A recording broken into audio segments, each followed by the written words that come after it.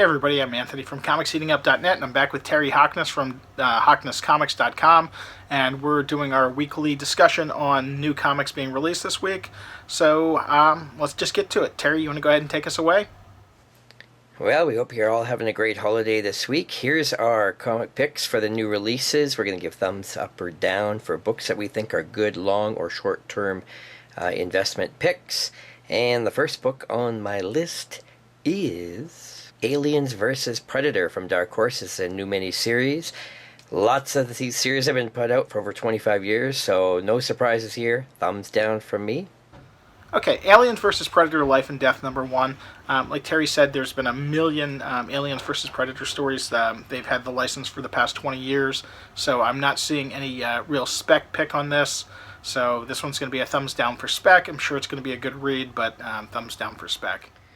Next, DC gives us Supergirl being super. This is a new miniseries with a hefty cover price.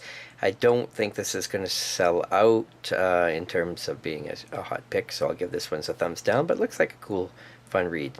Supergirl being super #1. It is a $5.99 cover price book. That's going to scare some readers away. It's just too much on the budget for some people. It probably won't sell out, like Terry said. However, I flipped through it, and it does definitely seem like a good read. So I'm looking forward to reading it. The art's really good on it as well. So thumbs down for spec, thumbs up for a reader.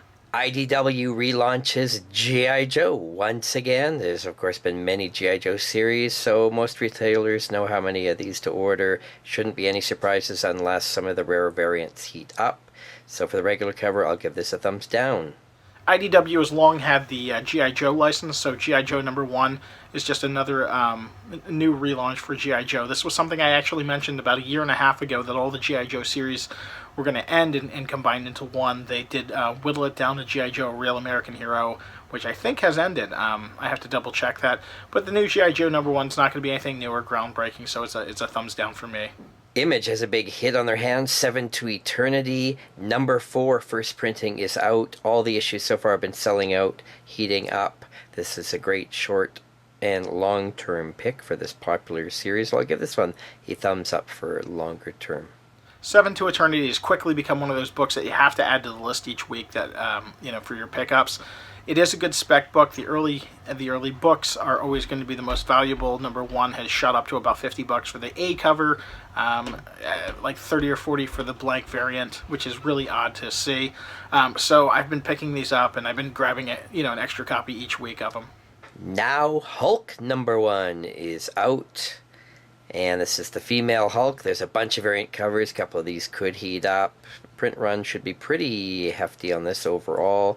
Don't see a surprise hit, but the first print will sell out for sure. And if word of mouth is good, maybe this will be popular, as a lot of female Marvel characters are trendy these days. So I'll give this a 50-50. Hawk #1 I read about a week ago, and it's a good series. It kind of picks up where the last series ended off. However, it's got better art, and that was my big concern with the Charles Soule written series, is that the art was just terrible. It was a good series, but I just couldn't read it because the art was so bad. Comics are both art and story, so you have to have good for both of them in order to be any good. This one read well. It's an interesting concept. It's She-Hulk with post-traumatic stress disorder. So that's kind of a neat thing. It does combine humor and action, but the first issue, there's nothing groundbreaking, it's nothing new, so it's a thumbs down for me. Rocket Racoon from Marvel, it's been relaunched, ties into Guardians of the Galaxy. Not likely any key features in this book, just a new #1, so I'm going to give this one a thumbs down. Rocket Raccoon #1's another one of those new Marvel #1s. They're just relaunching stuff to relaunch stuff, it seems like. However, the books do sell out and do eventually go up in price. Buy one, stick it aside. I'm going to give this one a 50-50. It's not going to be anything groundbreaking or new or exciting. However, it's worth the pickup just to sit and hold. Again, Marvel #1s sell out. They go back for reprints, and they do go up in price eventually. Rothic Comics is a very small indie publisher, and they've got a new book. It's called Theory of Magic. Kind of a nice, sexy girl cover artwork and super small print run. So I'm going to give this one a thumbs up because it just has a chance. If it gets any buzz at all, this one will be really hard to find. Rothik's Theory of Magic #1. You should be able to pick up both #1 and #2 in stores today. Rothik is a small press company. They're putting out small books. These are like the Zenescape books that came out years ago. The very small print run. Um, it's going to appeal to a small group of people, but they will sell. These are books, if you can find them, grab them, stick them aside for a couple of years and see where they go. These are not, necessarily quick flips, even though some of the books that they have put out have sold and, went up quickly. But Southern Nightgown, for example.